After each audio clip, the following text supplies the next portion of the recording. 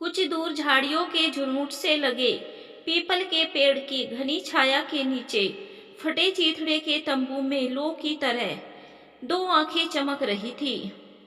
चेहरे का बाकी हिस्सा तो झुर्रियों और उम्र की मार से झुलस गया था। तंबू में बैठी वह बूढ़ी औरत न जाने किसके आने का इंतजार करती थी। जैसे ही सुबह होती वह बूढ़ी औरत उठ जाती और रोज ही आग जलाकर गर्मा गर्म मूंगफलियां भून कर रखती। लेकिन कुदरत का ही करिश्मा कहो, उसके द्वारा भुनी हुई मूंगफलियां शाम होते होते सारी की सारी बिक जाती। कोई ना कोई ऐसा उनके पास जरूर आता जो उनके पास की सारी मूंगफलियां खरीद ले जाता। वह बूढ़ी औरत फिर से दूसरे दिन बाजार से मूंगफलियां लाती और फिर वही काम करती जो रोज करती थी। अब तो उस बूढ़ी औरत का यह रोज की दिनचर्या हो गई थी। उन्हें कुछ भी पता नहीं होता था कि उनकी मूंगफलियां कितने में बिकेगी या फिर बिकेगी भी या नहीं। लेकिन उनकी दिनचर्या बराबर शुरू रहती। देखते ही देखते उस बूढ़ी औरत की चर्चा एक के मुंह से दूसरे का मुंह खुलते खुलते आस पड़ोस मोहल्ले गांव और शहर तक हो गई। अब लोग बूढ़ी औरत की मूंगफली से कम बल्कि अम्मा जी के रहन सहन और उनकी रोज की दिनचर्या से प्रभावित होकर उन्हें देखने आते। कई लोगों ने उनके बारे में जानने की कोशिश की, लेकिन उन्होंने अपने बारे में किसी से कुछ भी नहीं कहा। लोग उनकी सूनी आंखों को पढ़कर ही उनके दुखों का अंदाजा लगा लिया करते थे। एक दिन वह बूढ़ी औरत मूंगफली भूनकर अपने तंबू के सामने निहार रही थी कि उसी समय एक बुजुर्ग जो काफी अच्छे कपड़े पहने स्वस्थ और तंदुरुस्त दिखाई दे रहे थे, वे वहां से गुजर रहे थे। उनकी नजर जब उस बूढ़ी औरत पर पड़ी तो वे उन्हें देखकर वहीं खड़े रह गए। उनके मुंह से एक शब्द भी नहीं निकल रहा था। उन्होंने उन्हें आवाज लगाने की बहुत कोशिश की। उन्होंने उनकी तरफ हाथ हिलाया, लेकिन वह अम्मा उनकी तरफ ध्यान ही नहीं दे रही थी। जब उन्होंने उनके पास जाकर उन्हें आवाज देने लगे, तब जाकर उनके मुंह से आवाज निकली। जैसे ही बुजुर्ग आदमी ने बूढ़ी औरत का चेहरा देखा तो एकदम बोल पड़े, रजनी, तुम यहाँ क्या कर रही हो? बूढ़ी औरत ने उस आवाज की तरफ अपना सिर उठाकर देखा तो वह भी आश्चर्यचकित रह गई। उन्हें अपनी आंखों पर भरोसा ही नहीं हो रहा था। वह अपनी दोनों आंखों को बार बार दोनों हाथों से रगड़कर साफ करके उन्हें देखने की कोशिश करने लगी कि कहीं वो जिन्हें देख रही है वो तो वही तो है ना। जब वो पूरी तरह से आश्वस्त हो गई तो उन्होंने कहा, रमेश जी, आप रमेश जी हैं ना, या मुझे गलतफहमी हो रही है? रमेश जी ने दौड़कर रजनी जी को अपनी बाहों में भर लिया और कहा, हाँ रजनी, मैं रमेश ही हूँ। और तुम यहाँ कैसे रजनी? तुम्हारे बारे में तो लोगों ने क्या क्या नहीं कहा। मैं तो तुम्हें ढूंढते हुए तुम्हारे घर पर भी गया था, लेकिन तुम्हारे घर में ताला लगा हुआ मिला और तुम्हारे घर के आसपास के लोगों ने बताया कि तुम्हारे पेट में किसी का नाजायज बच्चा था। उसी के कारण तुमने अपना घर छोड़ दिया। क्या यह सच है? रजनी जी उस समय कुछ भी नहीं बोल पाई, सिर्फ रोती ही रही। उनके मुंह से आवाज ही नहीं निकल पा रही थी। उन्हें समझ ही नहीं आ रहा था कि वे कहाँ से शुरू करें और कहाँ खत्म करें। रजनी जी रमेश जी के किसी भी सवाल का कोई जवाब न देते हुए अपने अतीत में खो गई।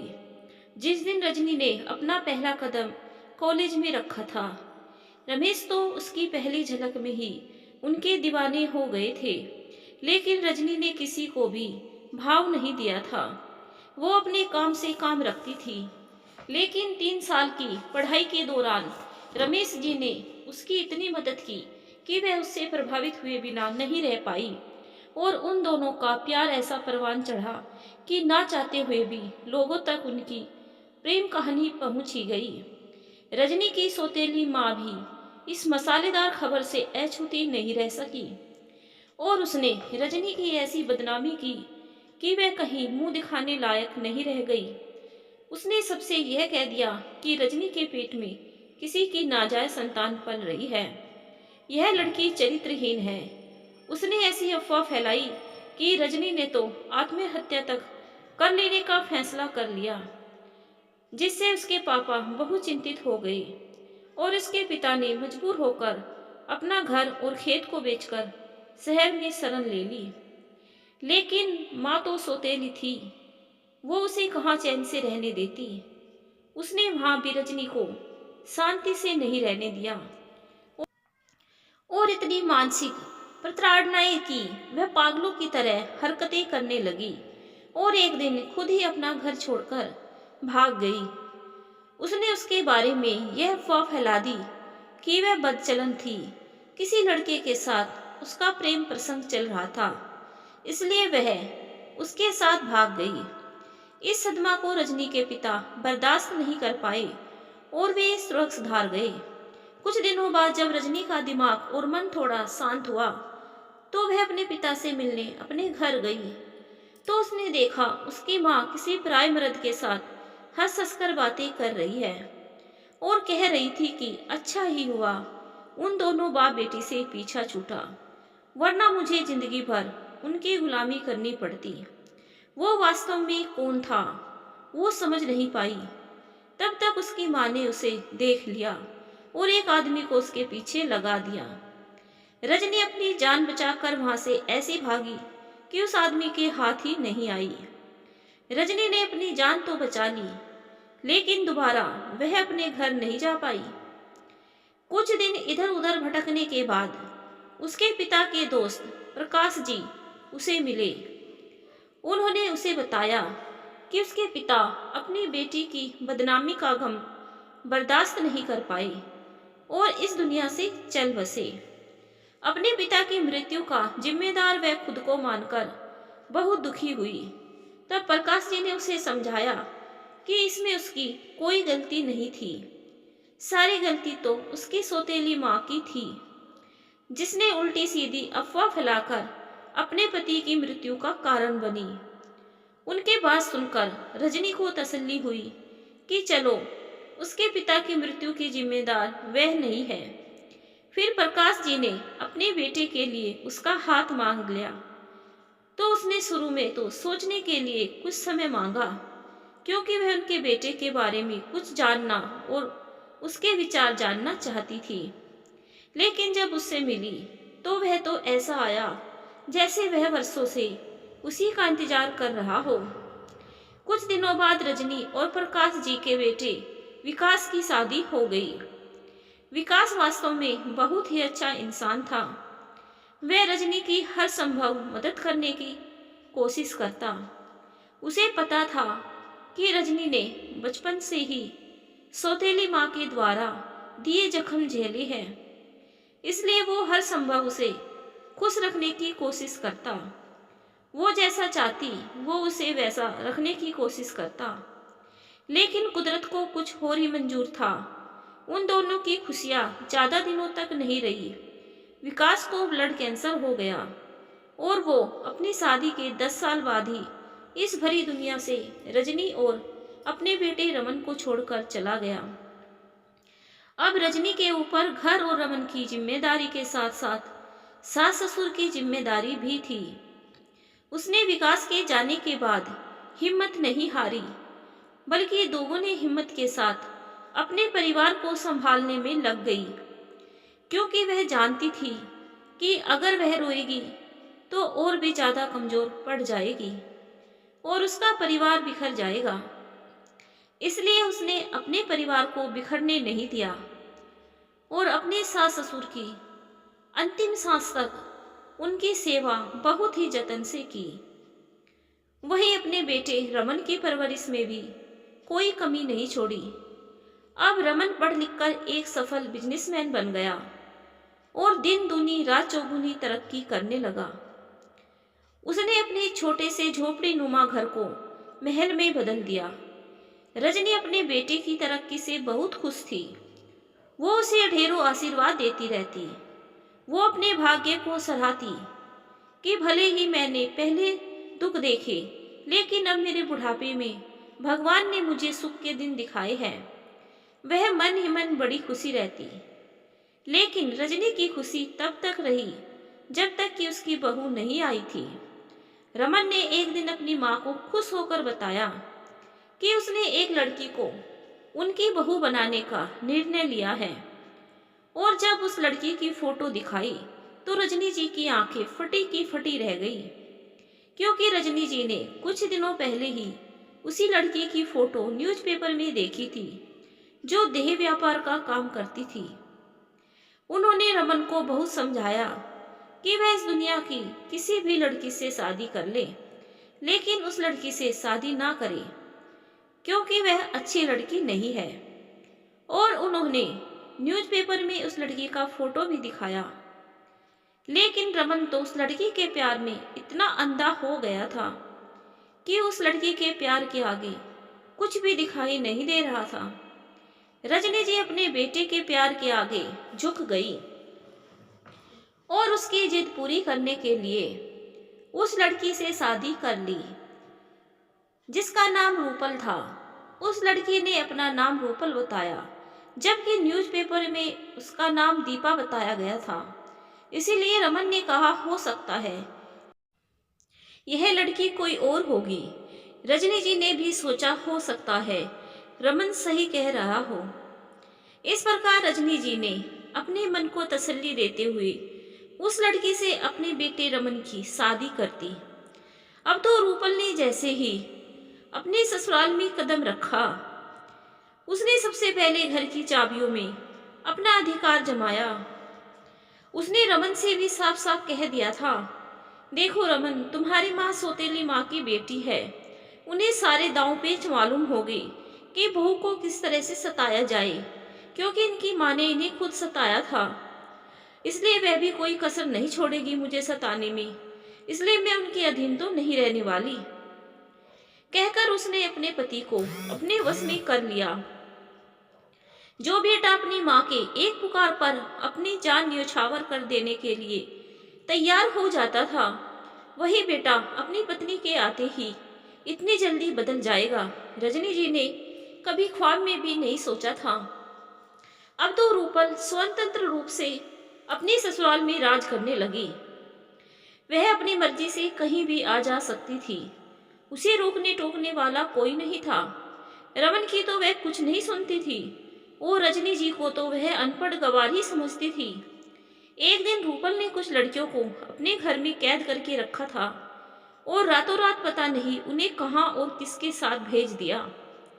रजनी जी को पता ही नहीं चला। कुछ दिनों बाद उसने फिर से वैसा ही किया तो रजनी जी को समझते देर नहीं लगी कि रूपल एक बहुत ही खतरनाक औरत है।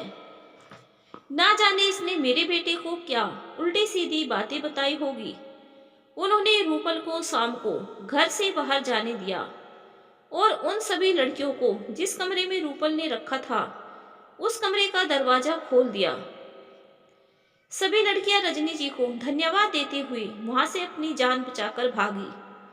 जब रूपल ने घर वापस आकर देखा तो वह दंग रह गई। एक भी लड़की उस कमरे में नहीं थी।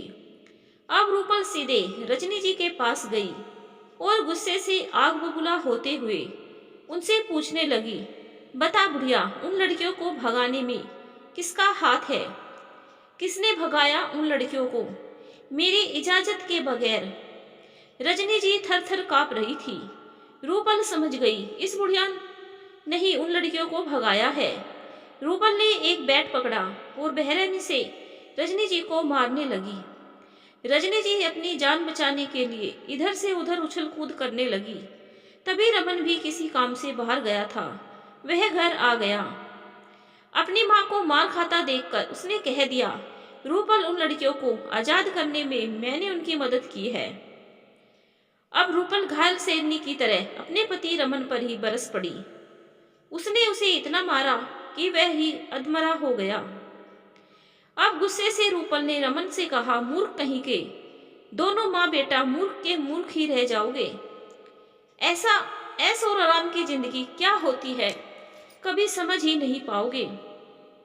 तुम्हें पता भी है उन लड़कियों की सप्लाई का काम करने के लिए मुझे पूरे 50 लाख मिले थे, लेकिन तुम्हारे कारण तो मैं सड़क पर आ जाऊंगी। अगर 2 दिनों के अंदर उतनी ही लड़कियों का व्यवस्था ना कर पाई तो उनके गैंग मुझे जिंदा ही जला देगा। लेकिन ये बात तुम लोग कहाँ समझोगे? कहती हुई रूपल गुस्से से अपने पैर पटकते हुए वहां से चली गई। रमन अपनी माँ के पास रोता हुआ रह गया और अपनी माँ से माफी मांगता रहा। माँ, मुझे माफ कर दीजिए। माँ, आप सही कह रही थी। यह वही दीपा है जो रूपल बनकर हमारे साथ रह रही है। काश मैंने उस दिन आपकी बात मान लिया होती माँ। कहते हुए रमन अपनी माँ रजनी जी के पैरों में अपना माथा रखकर फूट फूट कर रो रहा था। रजनी जी भी अपने बेटे को गले से लगाकर रो रही थी और कह रही थी, बेटा, जो हो गया सो हो गया, अब उसे हम बदल तो नहीं सकते, लेकिन हाँ, हम सतर्क जरूर हो सकते हैं। रजनी जी की बात रमन को समझ में नहीं आई।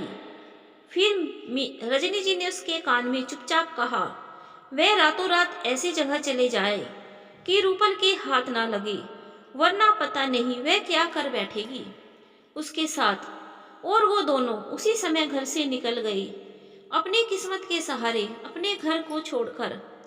तब से लेकर अब तक वह अपने बेटे का इंतजार कर रही है। उन्होंने अपने बेटे से मिलने का एक ही सीक्रेट तरीका बताया था। उसके नाना मूंगफली के व्यापारी थे, इसलिए वह जहाँ भी रहे मूंगफली का व्यापार करे और वह भी वही काम करेगी। और किस्मत को हम दोनों माँ बेटे को मिलाना होगा, तो हम दोनों मूंगफली के व्यापार करते हुए ही मिलेंगे, वरना आगे क्या होगा वह परमात्मा ही जाने।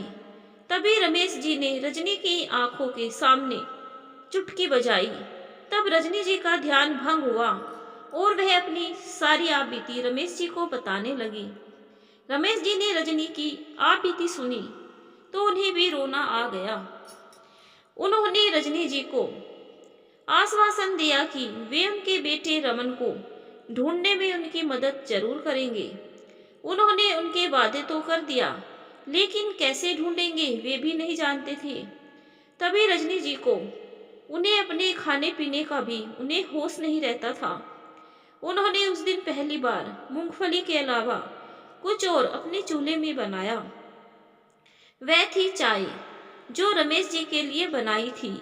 आज उन्हें कुछ नयापन लग रहा था। धीरे धीरे रजनी जी के जीवन में अच्छा महसूस होने लगा। उन्होंने कई दिनों से अपने मुंह से एक शब्द भी नहीं बोला था। उस दिन रमेश जी के आ जाने से तोते की तरह उनके मुंह से शब्द तो निकल रहे थे। रजनी जी खुद बोलती और खुद ही शर्मा जाती कि आज उन्हें ऐसा क्या हो गया जो बोले जा रही है। उन्होंने रमेश जी को चाय बनाकर पिलाई, फिर भोजन के लिए पूछा तो रमेश जी ने भी हाँ कह दिया। रजनी जी ने बड़े प्रेम से उनके लिए और अपने लिए उस दिन पहली बार दाल चावल बनाए थे।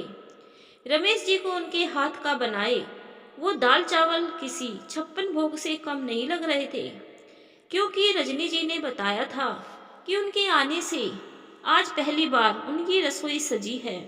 तो उन्हें लग रहा था, चलो मेरे कारण ही सही, कम से कम रजनी के चेहरे पे खुशी तो आई, इसे कुछ अलग प्रकार का भोजन तो मिला, वरना यहाँ तो बेटे के इंतजार में 2-4 मूंगफलियां चबाकर पानी पीकर ही अपना काम चला लिया करती थी।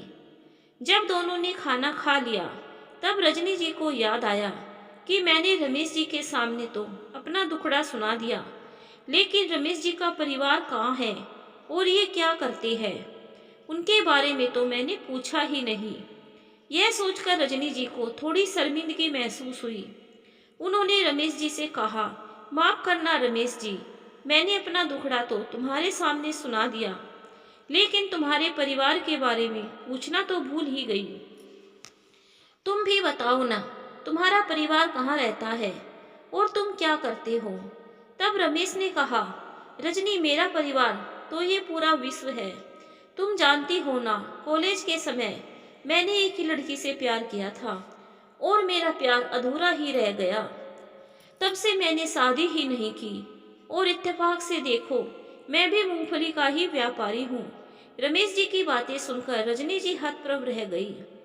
उन्होंने कहा, क्या कहा रमेश आपने? क्या आपने अभी तक शादी नहीं की? मतलब आप मेरे कारण ही आज तक शादी नहीं कर पाए? ये क्या पागलपन है रमेश? ऐसा भी कोई करता है? जब अपने मेरे बारे में इतनी उल्टी सीधी गलत गलत बातें सुनी, तब भी आप मेरे प्रति आपके मन में नफरत पैदा नहीं हुई, जो आज तक शादी नहीं की? रमेश, ये अच्छी बात नहीं है। आपको ऐसा नहीं करना चाहिए था। कम से कम शादी तो कर लेते। आपके बारे में सुनकर मुझे आत्मग्लानि हो रही है। तब रमेश जी ने रजनी का हाथ अपने हाथों में लिया और बोले, रजनी, मैंने बहुत कोशिश की शादी करने की, लेकिन तुम्हारा प्यार मेरे दिल और दिमाग में ऐसा घर कर गया था कि वह निकलने का नाम ही नहीं लेता था। जो चीज मैंने तुमसे महसूस की थी, वह दूसरी लड़कियों में महसूस ही नहीं कर पा रहा। इसलिए चाहकर भी मैं किसी से शादी नहीं कर पाया। यही मेरे जीवन की सच्चाई है। फिर रमेश जी ने कहा, मेरा जब मैं खुद मूंगफली का इतना बड़ा व्यापारी हूँ और तुम कह रही हो कि तुम्हारा बेटा भी मूंगफली का ही व्यापार कर रहा होगा, तो हमें तो कोई दिक्कत ही नहीं होना चाहिए उसे ढूंढने में। क्या उसकी कोई फोटो है तुम्हारे पास? रजनी जी ने कहा, नहीं रमेश, हम दोनों माँ बेटा तो अपनी जान बचाकर उस घर से भागे थे, तो फोटो और दूसरी चीजें रखने की बात ही दूर है। मेरे बेटे के दाहिने हाथ की हथेली में बचपन का लाल रंग का निशान है। अगर लाल रंग के निशान वाला लड़का मिले तो समझ जाना वही मेरा बेटा है। रमेश जी ने रजनी के लिए कहीं अच्छी जगह में रहने का इंतजाम करने की बात कही तो उन्होंने मना कर दिया। उन्होंने कहा, जब तक उनका बेटा वापस नहीं आ जाता वे वहीं रहेगी। अब रमेश जी का एक ही मकसद था, रजनी जी के बेटे का पता करना। रमेश जी ने मूंगफली के सभी व्यापारियों की लिस्ट देखी। उनमें रमन नाम के लड़के भी थे, लेकिन उनके हाथ में लाल रंग का निशान नहीं था, क्योंकि रमन ने उस निशान को छुपा लिया था। क्योंकि रूपल ने उसी निशान के माध्यम से उसके पास पहुंचने की कई बार कोशिश की थी। एक दिन रमन, जो रजनी का बेटा था, वो उदास मन से मंदिर की सीढ़ी पर बैठा था।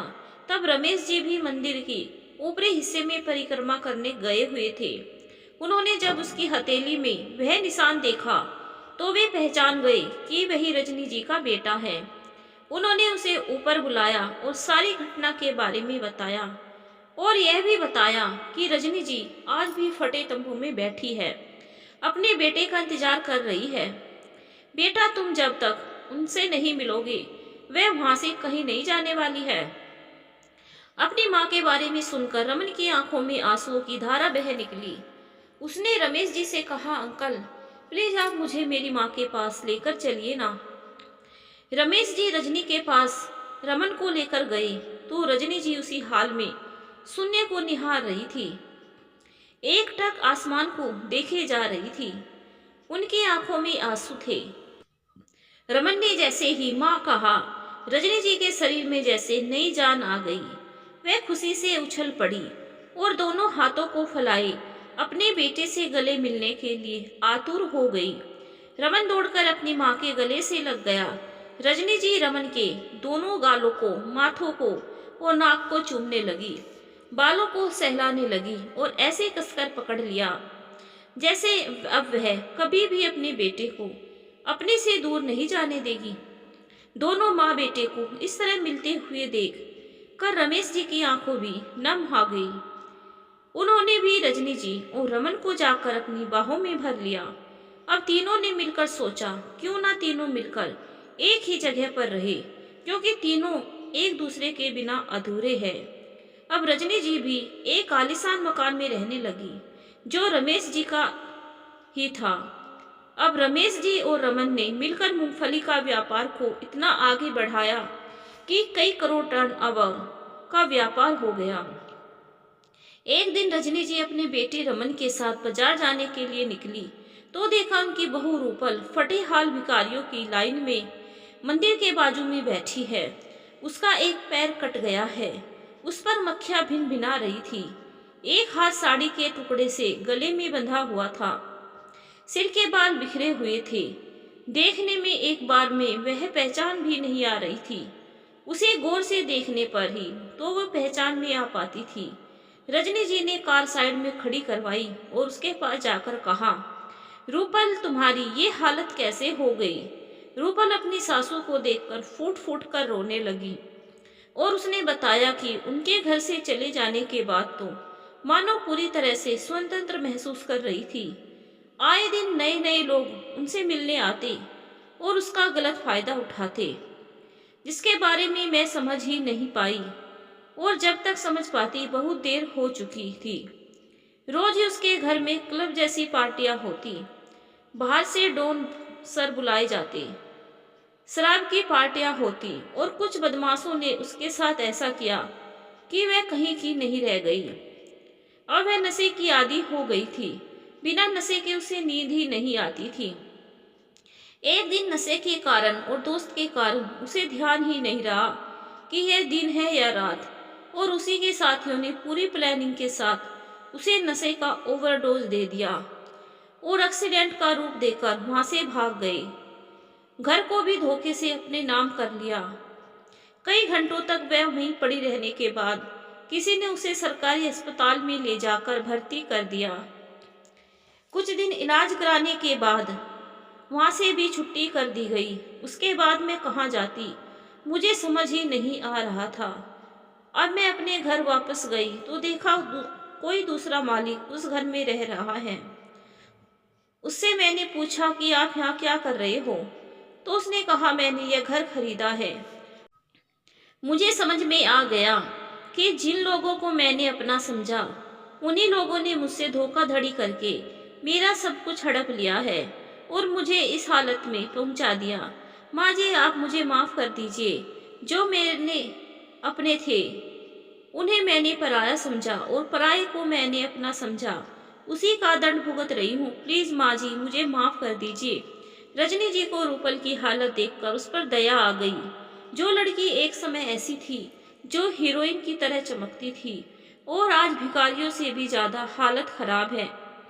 उन्होंने उसका इलाज अच्छे डॉक्टर के पास करवाया और उसे अपनी मूंगफली की कंपनी में, जहां मूंगफली का आयात निर्यात किया जाता है, वहां झाड़ू पोछे का काम करने के लिए रख लिया। अब रूपल मन ही मन रोती पछताती और दृढ़ निश्चय करती कि अब वह कभी वैसी गलती नहीं करेगी। रजनी जी उसे देखकर मन ही मन सोचती, मनुष्य जैसा कर्म करता है उसे उसका फल इसी जन्म में भुगतना पड़ता है। एक समय था जब रूपल अपने ही घर के लोगों को नौकर बनाकर रखती थी और खुद पराए घर से आने के बावजूद भी मालकिन बन बैठी थी। लेकिन समय का चक्र घूमते देर नहीं लगती। आज रूपल नौकरानी बनी हुई थी तो जो वास्तव में मालिक थे वे मालिक ही बन गए थे। तो दोस्तों, बड़े बुजुर्गों का कहना है कि बोए बीज बबूल का तो आम कहाँ से होए। यह बिल्कुल सत्य है। जो जैसा कर्म करेगा वैसा ही फल मिलेगा।